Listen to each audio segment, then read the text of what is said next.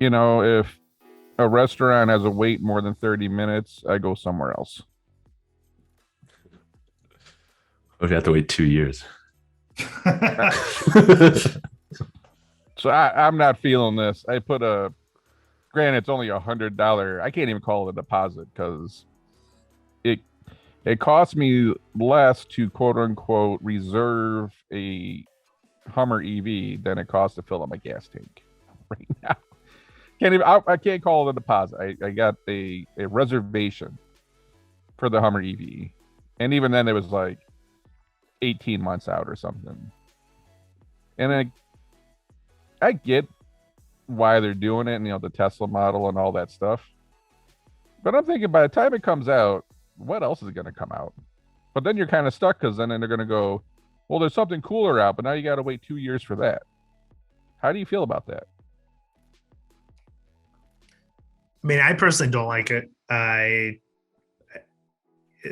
exactly like if I put a down whatever $100 to be on a reservation list, then like within 6 months, 12 months, I have all these other car companies that are coming out with new models, new gadgets, and I'm like, well, maybe I'll go put $100 over there, $100 over there, and be on like 12 different lists and see whatever comes out first. I mean, Porsches, if you want a GT3, you're going to wait 3 or 4 years. If you want, a 911 GTS, 18 months. It's like, I kind of get waiting for a Ferrari or a Porsche. Do I want to wait 2 years to get a Ford? I don't think so. What do you think, Kane? I think building on Dennis's point, the thing that goes through my mind is what happens to all this deposit or reservation money, as you called it. Are they just like little microloans that these companies can then go and do whatever they need to? Because I mean, the time value of money, it's great to get $100 from 30,000 people today, right? But from what everything I've seen is that it looks like these things are refundable, but I guess like if any company does like a non-refundable reservation fee, that's trouble, isn't it? Yeah, I mean, there's two stages when you put an order on a car, and I have a couple that I hope to, get in the next 5 years. But they're non-refundable until you get an allocation. And then once you get the allocation, then you got to put down, who knows, $5,000 to $10,000. That's not refundable. So there's this point where it's like I can get on the reservation list. That's going to be refundable. I think, don't quote me on this because I've never really looked, but I think Tesla's, you got to put down a little bit more money than $100. But what a great way to kind of crowdsource some funds if you get 100,000 reservations at $1,000, for example. Who needs to issue new stock? I just got to put a couple of reservations out for some new cars that I might not even build. Yeah. I mean, I get it.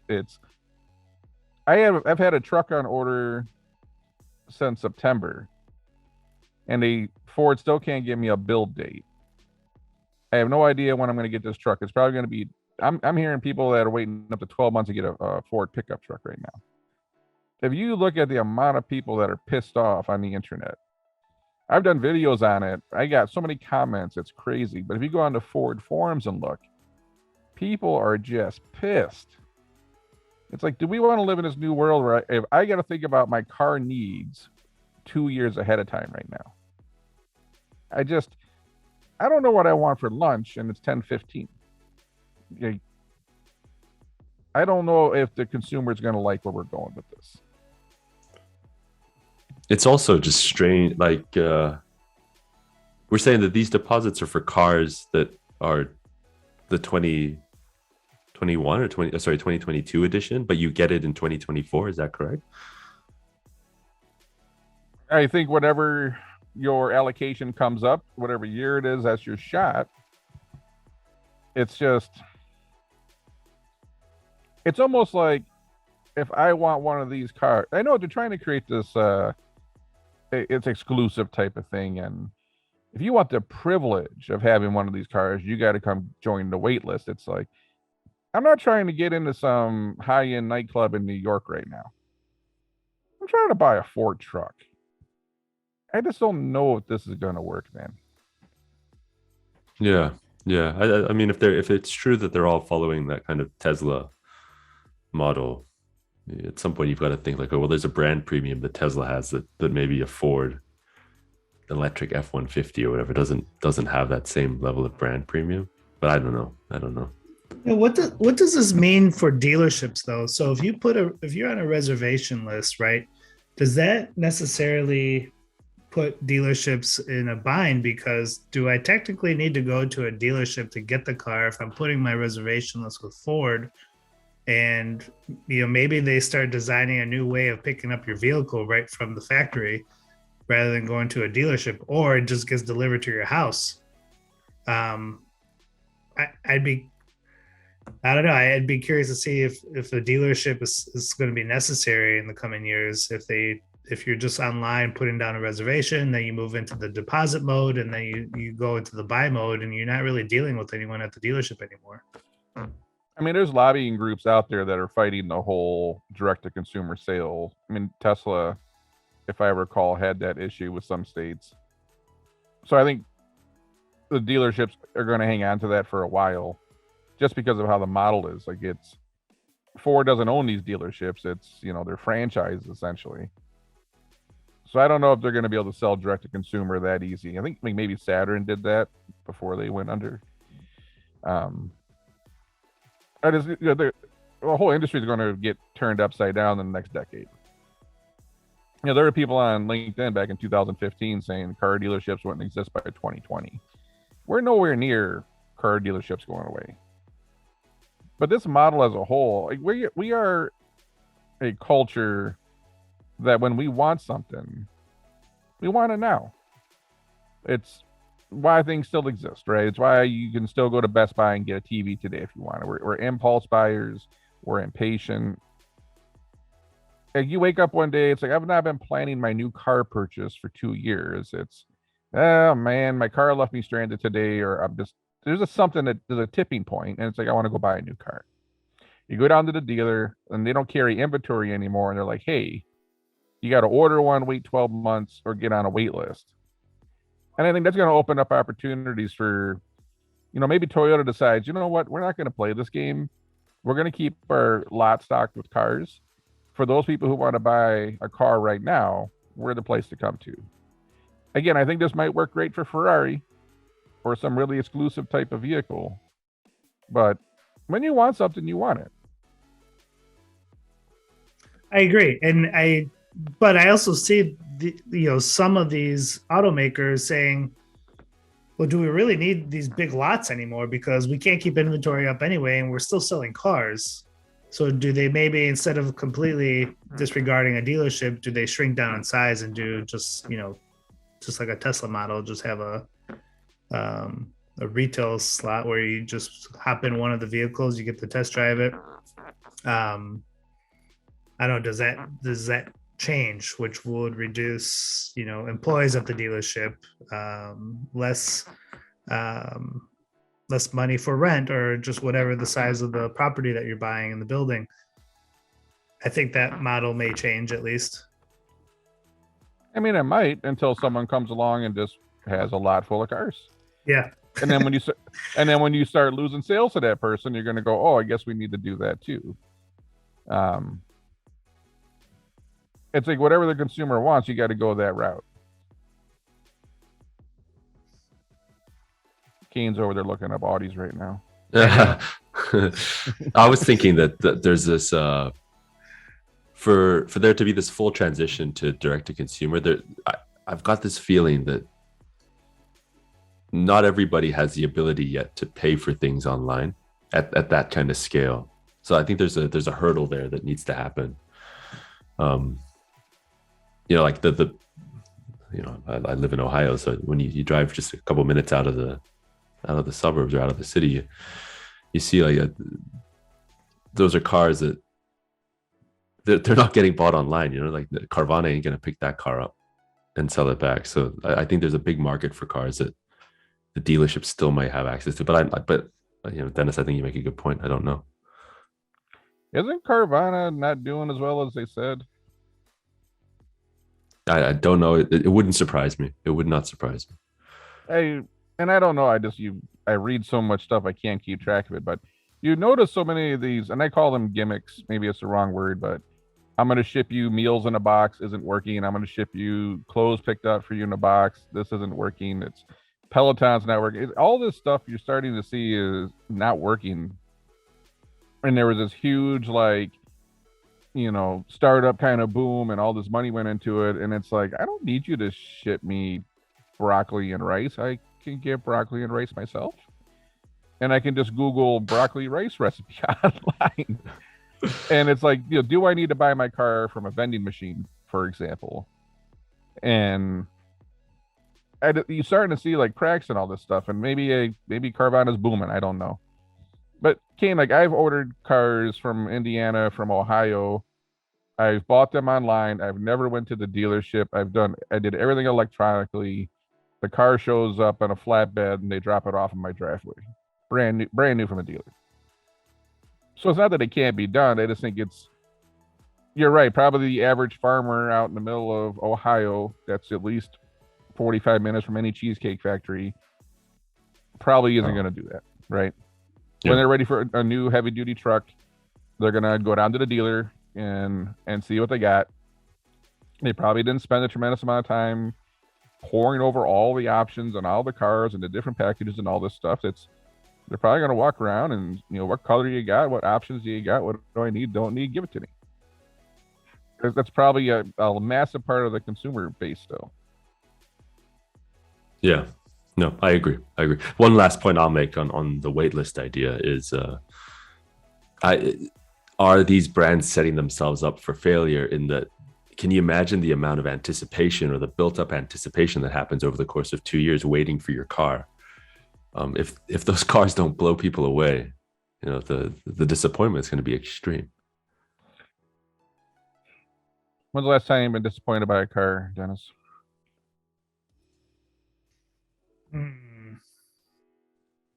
That's a good question. I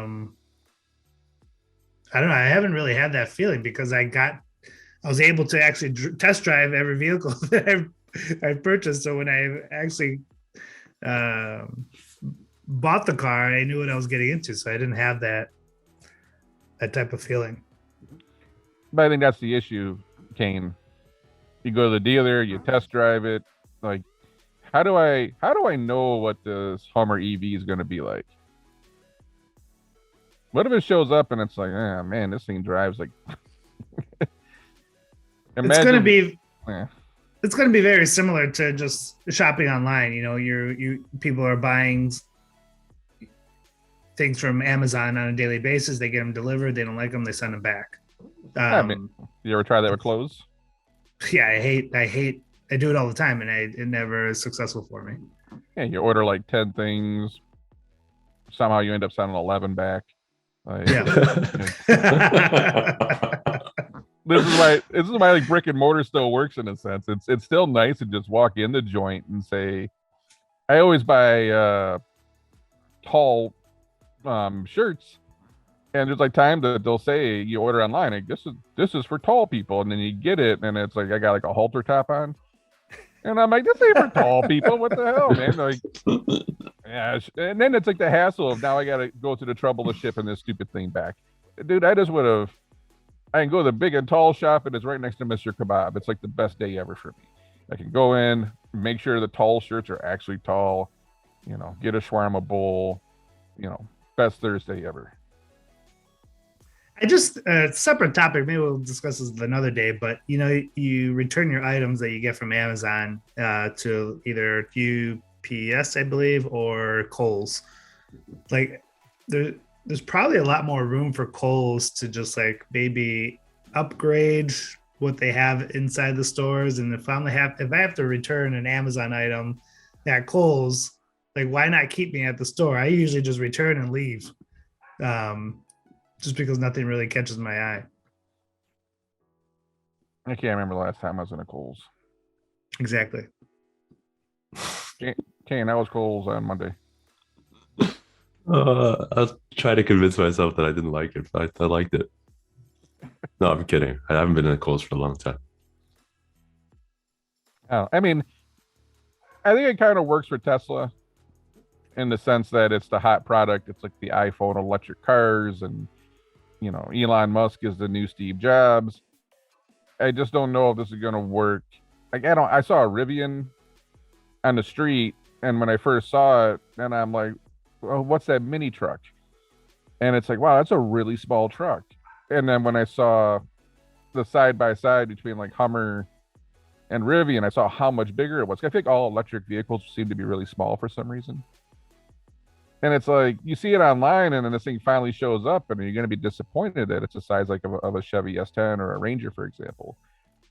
I just don't know if they're going to be able to play that luxury brand reservation list that not even as high as Ferrari, what goes through with Porsche and some of the other cars where you have to like spend 12 months waiting. I just don't put those brands at the same level. Tesla gets away with it. I don't know if Ford, GM, Chrysler, and like Volkswagen's going to get away with that.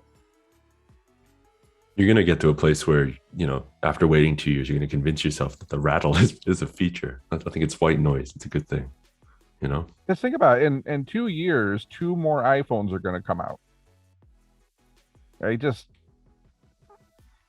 Imagine if I can go down to I get on a list, it takes 2 years. In that 2-year period, by the time your vehicle's about to come out, someone came out with something new already, and it's actually on the lot. Well, what are you going to do? Mm-hmm. That's what I'm saying. Like, there's still room to have inventory on lots. You wake up one day and you just want something different. And that's where it's like, I don't know if I want to make my car decisions 2 years in advance, for example. It works with Tesla because what's it, like 3 to 6 months right now? I mean, that seems to be working pretty good. But there's like because I think you're still in the cycle of that same car. Yeah, but it's like this 1 to 2 year reservation list thing. I don't know if I'm feeling it. I don't want to wait 8 months to get a Ford F-250. Like there's thousands of comments, maybe tens of thousands of comments out there. People complaining about not being able to get their trucks right now. It just doesn't seem to be what the consumer wants. 3 months. Walk in the dealer, let me order it, give it to me in 3 months. Seems reasonable. Dennis, would you wait 3 months for a custom order car? I think 3 months is reasonable. I think it's easy for me to manage my my personal inventory of cars that, if my lease is up or, planning that out ahead. I think 3 months is somewhat more reasonable than waiting 6, 12, 18 months to get a car. And that's what you used to see BMW, and they probably still do it, just a little bit slower, but BMW and Benz, unless it's like the super, like, Black Edition AMG, you used to be able to go in, order a car in May, and probably get it by August. That seems fairly reasonable to me. Something built to order, something custom, you're not sitting on a bunch of inventory, but they're designed to do that. Where I don't know if Ford is, Toyota, Lexus, they always try to combo stuff up and said, we're going to look at the Midwest and say, this is the most popular package, and we're just going to build a bunch of those. But we're not going to ship like all-wheel drive cars to California because, back then it was only like you think of snow, right? But now performance is so high, everyone likes four-wheel drive. But Toyota wasn't that build to order type of car. It's like, we're going to build the most economical package that everybody wants. We're going to build a bunch of them and ship. That feels like Ford, GM, and Chrysler, right? So maybe they got to retool their whole business to be more like Benz and BMW, where you go in, you pick out what color headliner you want, what color seats you want, and you just got to wait 3 months. But waiting 12 months is going to be a problem. Agreed. I don't know. I don't need any more cars. We got to stop talking about this stuff. Yeah. I'm also curious, especially for Ford and, Chevy, all these truck manufacturers, are they looking to get into the EV market to grab new customers, or are they looking to get in the EV market just because that's where the world's going? And then are they taking consideration of like the customers that normally buy these vehicles and like the towing capacity and like why they use these vehicles? I'd like to see how that pans out. I think they have no choice. And I think the classic textbook business definition is an ambidextrous organization where you continue to do business the old way while adapting to the new way at the same time. It's not one way or the other, it's a balance. And they know that if you just look at where the younger generations are going, they don't want ICE engines, they want electric cars. I don't think they have a choice. But I also think they're smart enough to go, hey, we sold 1 million F-150s last year. And Tesla sold, I'm going back a couple years. They sold 250,000 Teslas, right? We just sold 1 million trucks. So they know that we're not going to just kill off all this stuff, but they are going to put the money and development into the new technology. If they want to be still here and relevant in 10 years, they're going to have to. I don't think it's just a quick money grab. I think they realize they weren't in a hurry. They didn't have to be in a hurry because they're still selling millions of vehicles. And I think people think because Tesla was first that they're going to be so far ahead. I think you're going to be surprised at how much the market equals out in 5 years. Yeah. In terms of battery technology and performance and all that stuff. It's Tesla's not going to be ahead forever. Eventually it's like that. I probably always get it wrong, Kane, but did Tiger Woods get worse or did everyone else get better? It sounded like everyone else got better. So there's a leader, but eventually people catch up, and I don't think Ford and BMW and Benz and these places are going to sit around and just be in last place. Just my opinion.